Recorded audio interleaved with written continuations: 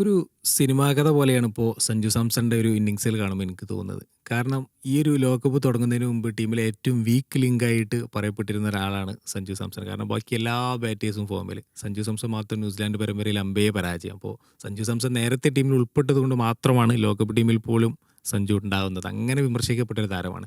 ലോകകപ്പ് തുടങ്ങുന്നതിന് മുമ്പ് തന്നെ നമുക്കറിയാമായിരുന്നു സഞ്ജു ഒരിക്കലും ഫസ്റ്റ് ഓപ്ഷൻ ആകില്ല എന്ന്. കാരണം അഭിഷേക് ശർമ്മയും ഇഷാൻ കിഷനും ഉണ്ട്. രണ്ടുപേരും തകർപ്പൻ ഫോമിലാണ് കളിച്ചുകൊണ്ടിരിക്കുന്നത്. പക്ഷേ ലോകകപ്പ് തുടങ്ങിയതിന് ശേഷം നമ്മൾ കാണുന്നത് ഇതൊക്കെ മാറി മറിയുന്നതാണ്. ഇഷാൻ കിഷൻ ഓഫ് കോഴ്സ് ഫോമിലായിരുന്നു. പക്ഷേ അഭിഷേക് ശർമ്മ 3 ഡക്കും പിന്നെ വീണ്ടും ഒരു സിംഗിൾ ഡിജിറ്റൊക്കെ ആയിട്ട് വളരെ മോശം ഫോമിലൂടെ പോകുന്നു.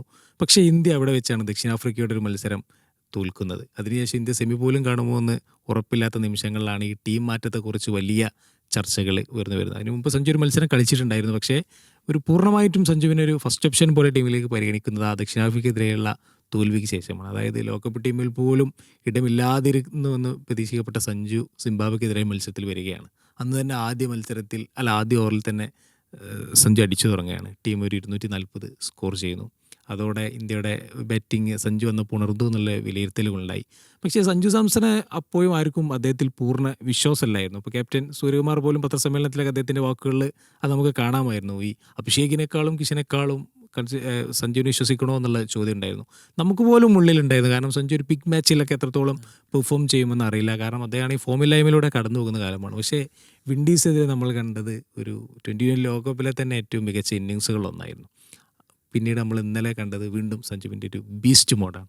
ഞാൻ നേരത്തെ പറഞ്ഞ പോലെ ഒരു ക്യാച്ച് വിട്ടത് മാറ്റി നിർത്തിയാൽ സഞ്ജു അക്ഷരാർത്ഥത്തിൽ അദ്ദേഹത്തിൻ്റെ ഏറ്റവും മികച്ച ഇന്നിങ്സുകളൊന്ന് തന്നെയാണ് ഇന്നലെ കളിച്ചത്.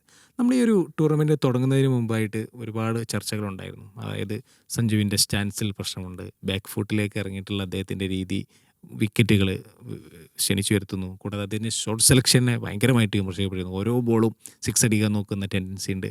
കൂടെ ചില ഷോർട്ട് ബോളുകളുള്ള ഷോട്ടുകൾ ഈ ലെഗ് സൈഡിൽ ഒരു ഫീൽഡർ വെച്ചിട്ട് സഞ്ജുവിനെതിരെ ട്രാപ്പ് ഒരുക്കുന്നത് നമ്മൾ കാണുന്നുണ്ട്. ഇപ്പോൾ സിംബാബ്വെക്കെതിരായ മത്സരത്തിൽ പോലും അവർ മുസർബാനി ചെയ്തതാണ്. ഒരു ഫീൽഡർ വെച്ചിട്ടാണ് സഞ്ജുവിൻ്റെ വിക്കറ്റ് എടുക്കുന്നത്. പക്ഷേ Sanju 2 player of the match പുരസ്കാരം നേടിക്കൊണ്ട് എന്താ പറയുക ഒരു വലിയ കംബാക്ക്. എനിക്ക് തോന്നുന്നത് ഈ ഒരു സമീപകാലത്തൊന്നും ഇന്ത്യൻ ക്രിക്കറ്റിൽ ആരും നടത്താത്തതും വേൾഡ് കപ്പിൻ്റെ നോക്കൗട്ട് മാച്ചുകളിലാണ് ഈ കംബാക്ക് എന്നുള്ളതാണ് നമ്മളതിലെ വേറിട്ട് നിർത്തുന്നത്. എങ്ങനെയാണ് സഞ്ജുവിൻ്റെ ഒരു ബാറ്റിംഗ് കാണുമ്പോൾ എന്താണ് തോന്നുന്നത്? അത് ഹിസ്റ്ററി റിപ്പീറ്റ്സ് എന്ന് പറയുന്നതായിരിക്കും കറക്റ്റ്. കാരണം 2011 വേൾഡ് കപ്പിൽ ശ്രീശാന്ത് ടീമിൽ പോലും ഉണ്ടായിരുന്നില്ല. പ്രവീൺ കുമാർ ഇഞ്ചുറി ആയപ്പോൾ 15 നമ്പർ സ്കോഡിലോട്ട് വന്ന ആൾ അവസാനം ഫൈനൽ വരെ കളിച്ച് ഇന്ത്യക്ക് വേണ്ടി വേൾഡ് കപ്പ് കിട്ടി. ആ ഒരു ആ ഒരു ആ ഒരു ഒരു സിറ്റുവേഷൻ തന്നെ പോലെയാണ് എനിക്ക് തോന്നുന്നത്. കാരണം നമ്മളൊരു കളി തുടങ്ങുന്നതിനേക്കാളുള്ള ഫോം ഔട്ട് ആണോ എന്നല്ല നോക്കുന്നത്. ആ കളി പ്രോഗ്രസ് ചെയ്യുമ്പോൾ നമ്മൾ എങ്ങനെ പോകുന്നു എന്നാണ് നോക്കുന്നത്. സഞ്ജുവിൻ്റെ എന്ന് പറഞ്ഞാൽ സഞ്ജുവിൻ്റെ കോൺഫിഡൻസ് കൂടി വന്നു. സഞ്ജുവിന് അറിയാം ഈ ഒരു സിറ്റുവേഷനിൽ കളിച്ചില്ലെങ്കിൽ ഇനി ചാൻസ് കുറവാന്നുള്ള കാര്യം മനസ്സിലായി. ഹെൽപ്പ് ചെയ്യാൻ ആരുമില്ല, ഗോഡ് ഫാദേഴ്സ് ഉണ്ടാവില്ല. ഗൗതം ഗംഭീറും സൂര്യകുമാറും മാക്സിമം ഹെൽപ്പ് ചെയ്യുന്നുണ്ട്. പക്ഷേ സിറ്റുവേഷൻ അങ്ങനെയല്ല ടീമിൻ്റെ ആയാലും BCCയുടെ ആയാലും. അപ്പോൾ ആ ഒരു മൈൻഡ് സെറ്റാണ്, ഒരു കില്ലർ മൈൻഡ് സെറ്റാണ് പുള്ളിക്കാരൻ സെമി ഫൈനൽസിലായാലും വെസ്റ്റ് ഇൻഡീസിനോട് കൊണ്ടുവന്നത്. കാരണം പുള്ളിക്കാരൻ തന്നെ ഓൾറെഡി പറഞ്ഞിട്ടുണ്ടായിരുന്നു, ഞാൻ എൻ്റെ ഗെയിം സ്റ്റൈലൊന്നും മാക്സിമം മാറ്റിയിട്ടില്ല, ബാക്ക് ഫുട്ടിൽ തന്നെയാണ് ഇപ്പോഴും കളിക്കുന്നത്. പക്ഷേ ഇൻറ്റൻറ്റ് മാറ്റി. കാരണം ഇൻറ്റൻറ്റ് മാറ്റിയാൽ മാത്രമേ പുള്ളിക്കാരന് വേണ്ടി കളിക്കാൻ പറ്റുള്ളൂ. പുള്ളിക്കാരൻ്റെ ഫസ്റ്റ് ഇന്നിങ്സ് ആയാലും 22 ഫ്രം 15 ബോൾസ് ഒക്കെ ആയിരുന്നു. അതും ഒരു ഓപ്പണിംഗ് പെയർ നോക്കുമ്പോൾ നല്ലൊരു ഇന്നിങ്സാണ്. അതിനുശേഷം 2 മാൻ ഓഫ് ദി മാച്ച് വന്നു. അപ്പോൾ എന്താ പറയുക, പുള്ളിക്കാരൻ ഇൻറ്റൻറ്റ് മാറി തന്നെയാണ് മെയിൻ റീസൺ. കാരണം ബാക്കിയെല്ലാം സഞ്ജു പഴയ പോലെ തന്നെയാണ്. നമുക്ക് എല്ലാവർക്കും അറിയാം സഞ്ജു എങ്ങനെയാണ് IPL കളിക്കുന്നത്. കിട്ടിയ അവസരങ്ങൾ മാക്സിമം യൂട്ടിലൈസ് ചെയ്യുന്ന ഒരാളാണ്. എനിക്ക് തോന്നുന്നത് സഞ്ജുവിൻ്റെ ഒരു കോൺഫിഡൻസ് ആയിരുന്നു സഞ്ജുവിൻ്റെ ഏറ്റവും വലിയ പ്രശ്നം എന്നാണ് എനിക്ക് തോന്നുന്നത്. കാരണം ആ വിൻഡീസിനെതിരായ മത്സരത്തിൽ അദ്ദേഹം ഫുൾ കോൺഫിഡൻസ് കൊണ്ടെടുത്തു. കാരണം ഒരു ചേസിങ്ങിൽ ഒരു മത്സരം വിജയിപ്പിക്കുക എന്നുള്ളതിനേക്കാൾ ഒരു പ്ലെയർക്ക് കോൺഫിഡൻസ് നൽകുന്ന ഒരു കാര്യമില്ല. ആ കോൺഫിഡൻസ് ആയിരുന്നു സത്യത്തിൽ ഇന്നലെ ഇംഗ്ലണ്ടിനെതിരായ മത്സരത്തിൽ കണ്ടത്. ഇപ്പോൾ ഏതൊക്കെ ബോളേഴ്സിനെ ബ്രൂക്ക് സഞ്ജുവിൻ്റെ വിക്കറ്റ് എടുക്കാൻ കൊടുത്തു, പക്ഷേ അവരെല്ലാവരെയും സഞ്ജു അടിക്കുന്ന കാഴ്ചയാണ്. ഒരു ബോളർക്കെതിരെ വീക്കായിട്ട് സഞ്ജു കളിക്കുന്നു എന്നൊന്നും നമുക്ക് പറയാൻ പറ്റില്ല. ഫോമിലാണെങ്കിൽ എനിക്ക് തോന്നുന്നത് ഈ വീരേന്ദ്ര സെവാഗൊക്കെ ഒരു കാലത്ത് ഇങ്ങനെയായിരുന്നു. അദ്ദേഹം ഫോമിലെത്തിയാൽ പിന്നെ നല്ല ബോളോ ഏത് ബോളറോ പിച്ചൊന്നും വിഷയമല്ല എന്ന് പറയാറുണ്ട്. എനിക്ക് തോന്നുന്നത് സഞ്ജുവിൻ്റെ ഒരു ബാറ്റിങ്ങും ഏതാണ്ട് അതുപോലെ തന്നെ. അദ്ദേഹം കോൺഫിഡൻസ് വീണ്ടെടുത്താൽ പിന്നെ ഏത് ബോളും, അതായത് ഒരു കമൻറ്ററിൽ തന്നെ പറയുന്നത് കേൾക്കാമായിരുന്നു, മോശം പന്തല്ലാത്ത ബോളുകളെ പോലും സഞ്ജു 6-ലേക്കൊക്കെ പറത്തുന്നുണ്ട്. പിന്നെ ഭയങ്കര ഹാൻഡ് പവർ ആണ് സഞ്ജുവിൻ്റെ. പിന്നെ ടൈമിങ്ങും ഒക്കെ എന്താണ്, ഒരു സെൽഫ്ലെസ് ഇന്നിങ്സ് ആണ്. ഫോർ എക്സാമ്പിൾ പുള്ളിക്കാരൻ്റെ പെയറായിട്ടുള്ളത് അഭിഷേക് ശർമ്മയാണ്. അപ്പോൾ പുള്ളിക്കാരൻ എപ്പോഴും ഒരു ആങ്കർ റോളാണ് ചെയ്യേണ്ടിയിരുന്നത് ഇതിനു മുമ്പ്. കാരണം അഭിഷേക് ശർമ്മ ഒരു സൈഡിൽ നിന്ന് അടിക്കും, ഇദ്ദേഹം ഒരു ആങ്കർ പ്ലെയർ ചെയ്യണം. പക്ഷേ ഇപ്പോൾ അഭിഷേക് ശർമ്മ ഫോം ഔട്ട് ചെയ്തതിന് ശേഷം ആ അഭിഷേക് ശർമ്മയുടെ റോളാണ് ഇപ്പോൾ സഞ്ജു ചെയ്തുകൊണ്ടിരിക്കുന്നത്. ഫസ്റ്റ് ബോൾ മുതൽ ഒരു കറക്റ്റ് ഇൻറ്റൻറ്റോടെ കളിച്ച് മാക്സിമം മാക്സിമം സ്കോർ ചെയ്യുക. കാരണം പുള്ളിക്കാരൻ്റെ ഒരു പെയർ കുറച്ച് ഇപ്പോൾ ഒരു വീക്ക് ആയതുകൊണ്ട് ആ ഒരു ഒരു ഒരു ഒരു പ്ലേയിങ് സ്റ്റൈലാണ് പുള്ളിക്കാരൻ എടുക്കുന്നത്.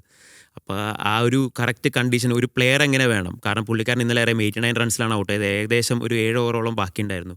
പക്ഷെ എന്നാൽ പോലും ടീമിന് വേണ്ടി കളിച്ചു.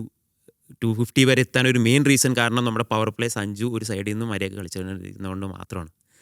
അപ്പോൾ അതൊക്കെ തന്നെയാണ് സഞ്ജുവിനെ ഈ ഒരു ഇതിലൊരു അതുപോലെ നമ്മൾ മാസ്റ്റർ ഈ പ്ലെയർ ആക്കുന്നത്. സെൽഫിഷ് അല്ലാത്ത കാര്യം പറയുമ്പോൾ പറയേണ്ടത് അദ്ദേഹത്തിന് ഇന്നലെ ഒരു സെഞ്ചുറി ഈസി ആയിട്ട് അടിക്കാനുണ്ടായിരുന്നു. അദ്ദേഹം 89 റൺസ് എത്തുമ്പോൾ 13 ഓവർ മാത്രമേ പൂർത്തിയായിട്ടുള്ളൂ. 7 ഓവർ ബാക്കിയുണ്ട്. ഒരു വലിയ സ്കോറിലേക്ക് അദ്ദേഹത്തിന് ഒന്ന് പതുങ്ങി കളിച്ചാൽ പോകാമായിരുന്നു. പക്ഷെ അദ്ദേഹം അതൊന്നല്ല, ടീമിന്റെ ടോട്ടൽ അനുസരിച്ച് കളിക്കുക. പുള്ളിക്കാരൻ അറിയാം 8 ബാറ്റ്സ്മാൻമാരുണ്ട്. അക്സർ പട്ടേൽ വരെ പിഞ്ച് ഹിറ്റേഴ്സാണ്.